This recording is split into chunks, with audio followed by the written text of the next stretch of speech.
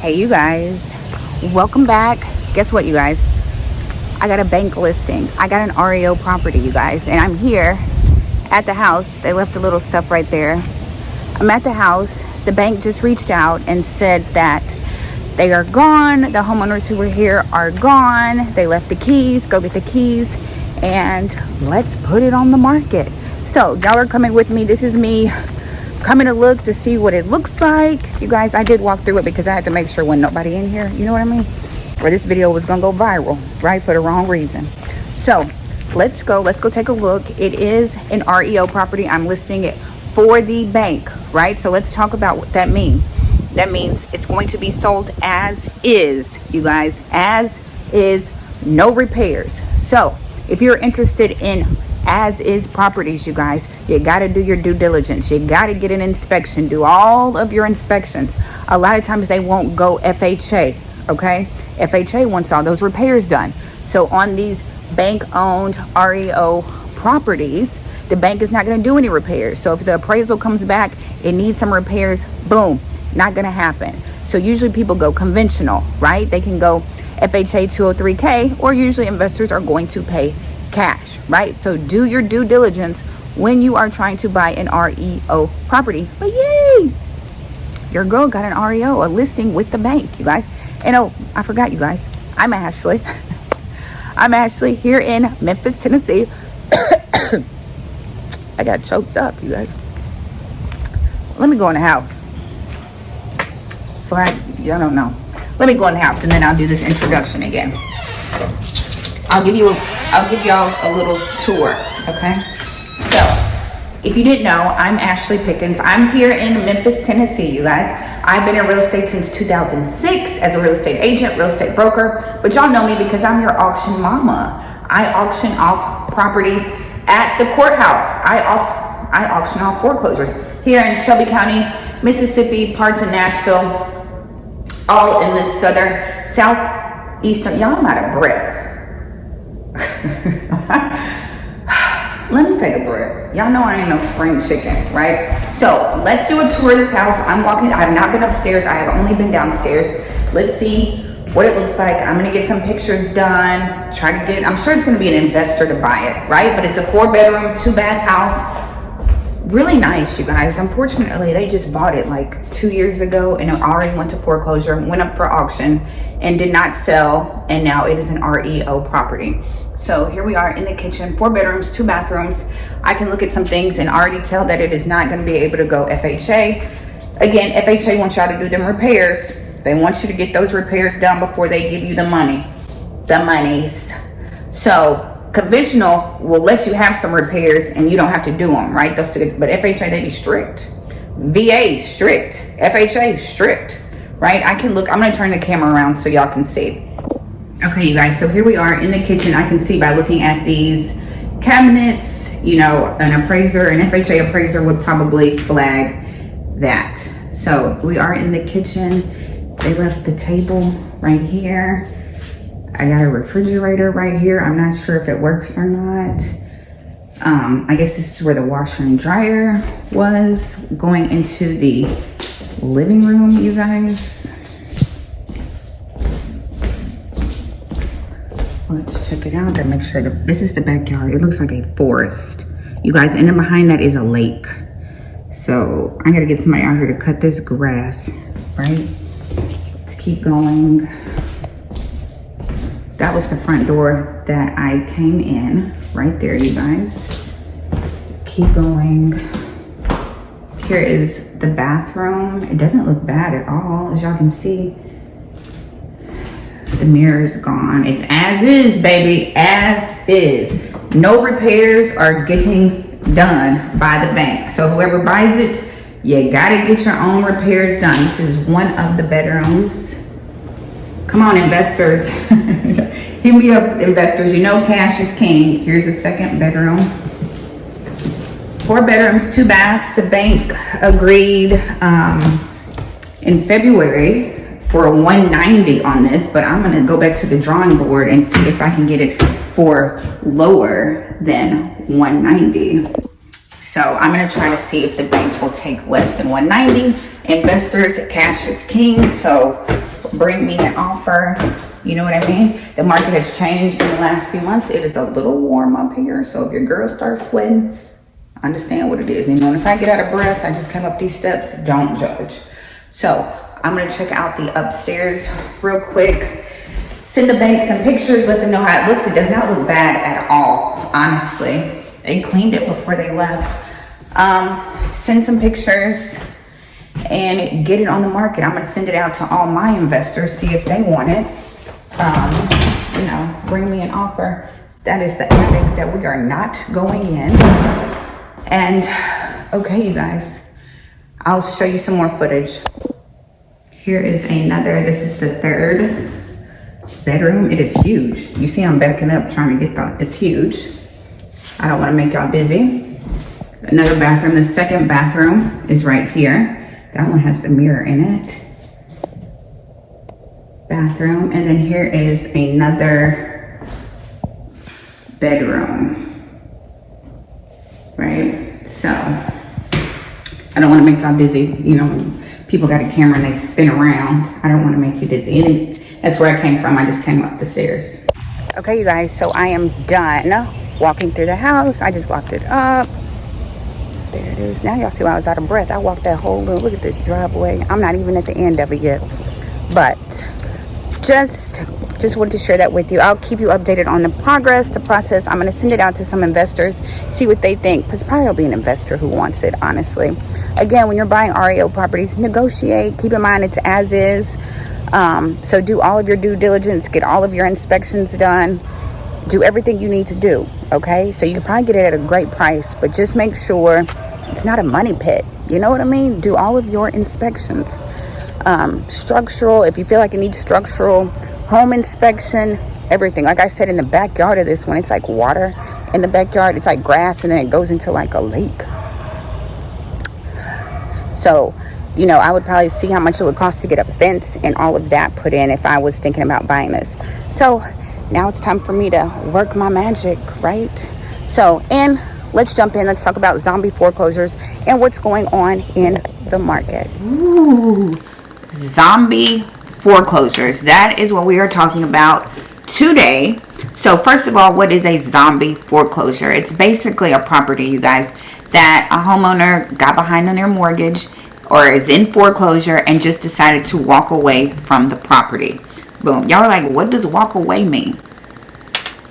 They packed up their stuff and walked away from that house. That's what walked away meant, right? We're not going to sell it. We're not going to do anything. We're just going to pack up and we're going to move. So that is what a zombie foreclosure is. Basically an abandoned property that the homeowners have walked away from, right? So right now, let's talk about it. Let's talk about, first of all, fun facts, you guys. We have 1.3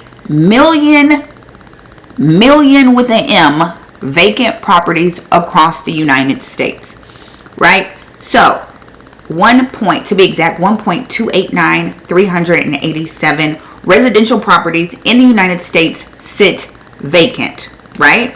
So, but let's talk about zombie foreclosures. How many of them are actually in foreclosure? It says a total of 6,945 residential properties facing foreclosure have been vacated by their owners, which isn't a lot, right? A little under 7,000 properties that are in foreclosure. I think a lot of people just not paying and just still living there, honestly. I have two clients right now, well, two properties that the homeowners were just about to walk away from them, right? So I feel like it's a lot of people in foreclosure, right? It's a lot of people behind on their mortgage, but just a few of them are actually walking away. And then how do you know when a property is vacant, right? I guess that means like the post office, the mail has tried to deliver to them and it was empty, or the mailbox runneth over. And now they're like, these people have probably moved. Like, I'm trying to see how you calculate if the house is vacant, right? Or maybe the utilities are not on. But don't let that be a deciding factor. It's a lot of people who live in without utilities. Trust me on that. I have seen some things.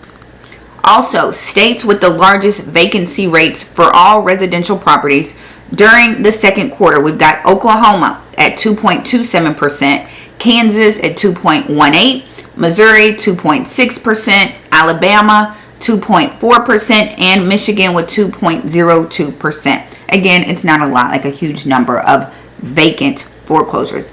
Now, if we're going to talk about foreclosures, that's a big number. But, and I'm not going to even say foreclosures, just people behind on their mortgage, right? Y'all know what I say, you got to multiply by 2, right? Whatever you see on the news, multiply by 2. All right, so here are some other cities with very high vacant foreclosures. We've got Peoria, 18.6%, almost 20% of Peoria, Illinois' foreclosures are vacant.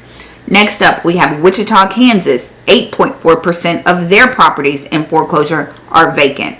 Cedar Rapids, Iowa. Cedar Rapids, Iowa. Shreveport, Louisiana with 8.3%, and St. Louis, Missouri with 7.8% of their properties in foreclosure are vacant. Okay, some other ones. We got Cleveland, Ohio, right? Indianapolis, Indiana with 6.5%. Baltimore, Maryland, and Portland, Oregon. I don't ever see Oregon on the list. Portland, Oregon. What y'all doing in Oregon? What y'all doing up there in Oregon?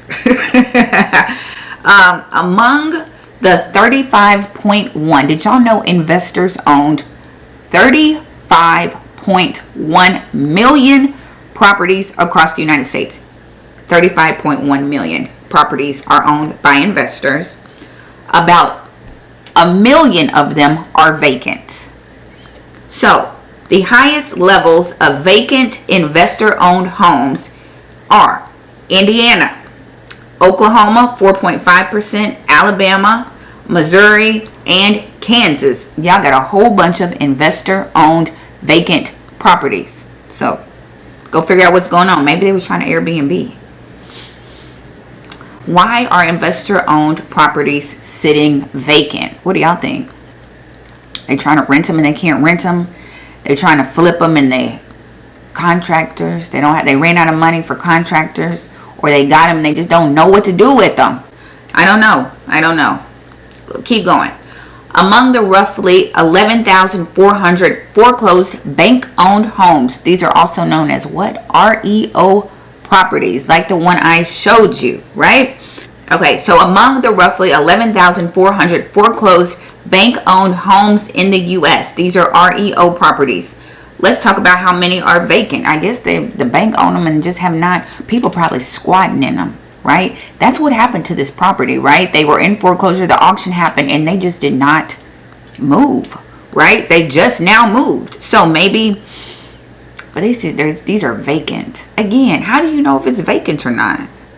Right? But we've got Ohio with 26.6%, Indiana with 23.3%, Illinois 21.2%, Michigan 20.5%, and Oregon with 20.3% of bank-owned homes vacant. Boom. Okay, let's keep moving on. Zip codes. 10 zombified zip codes, right? Top 10. Here we go. We have 61605. 61605. Yes. Peoria, Illinois. Okay, next up is 66604, Topeka, Kansas. 61603, Peoria, Illinois. Another Peoria zip code. 46208, Indianapolis, Indiana. If I call out your zip code, let me know, you guys. Tell me. 14092, Lewiston, New York. And if I say your county wrong, forgive me. Y'all just tell me how to say it, because I don't know. I might put the accent or the emphasis on the wrong part, okay? So, 62948, Heron, Illinois. 14905, Elmira, New York. We've got 32064, Live Oak, Florida. 45804, Lima, Ohio. Lima. 45804, Ohio. And last is 66701, Fort Scott, Kansas. Those were the top 10 zip codes across the country with the most zombie foreclosures. It is Tuesday, you guys. Tuesday, June 4th, which means it is a big auction day across the country. Georgia, Texas, California, big auction day. I encourage you all to go to the auction. You don't have to bid. Y'all are always like, Ashley, what can I do? Go to the auction and just see how it is, right? See how many people are there. It's free. Get in the environment. Get in the atmosphere, right? If you ain't got any money, just don't say nothing. Just sit there and watch, right? Auction is a great place to meet buyers and other investors, you guys. But like I always say, don't forget to do your due diligence. If you are planning on bid, top 2 things you must do: drive by that property and do a title search. Don't forget, people could live in that property if you are buying it at the auction. So make sure you drive by, see if you got people living in that house, and check the title, right? If you need more information and really excited about going to the auction and don't know where to start, I did create a course, the Auction Accelerator. I think over 100, maybe 200 people at this point have purchased the course. I walk you through the entire process: how to find auctions no matter where you live, how to analyze them, how to calculate your bid. I give you all kinds of free resources to help you, make the best decision when you go to the auction. And cash for keys, if somebody's living there, great thing. Use code thank you. Use code thank you for the Auction Accelerator. Also, you guys, my mentorship starts this week. It actually starts tomorrow. You guys, it's the Foreclosure Marketing Mentorship. So many of you all have reached out to me about it. It is a 12-week mentorship, you guys. And I just kind of teach you what I do, how I reach out to homeowners in foreclosure, all the methods that I use. Everybody knows that I mail letters, right?